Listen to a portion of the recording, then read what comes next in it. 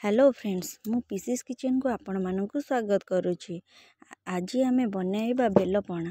बेलपणा तो समस्तंकर बहुत पसंद, से चलतु आज बनइबा बेलपणा। बेलपणा बनइबा मु एठी किछि सामग्री नहीं।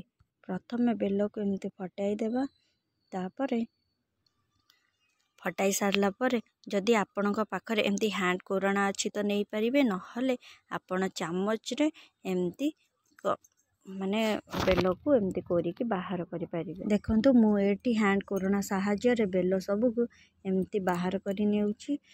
सबु बाहर करि सारिला परे तापरे बेल रे किछि पानी देई दबा। पानी देई सारिला परे एमती हाथ रे तार माने चकटिकी तार जो मंजी थिबो आ दळ थिबो ताकू बाहर करि दबा। देखंतु एटी बेल रे जो दळ मंजी थिला सबु को आमे धीरे धीरे करी बाहर करि देबा। देखंतु एबे आमे एथिरे ऐड करिबा किछि कटा जायतिबा सेउ एवं किछि अंगूर को काटिकी नेबा। तापरे किछि कदली को भी काटिकी सेथरे पकाइबा। मु कोरिथिबा नडिया को एठी ऐड करूछि।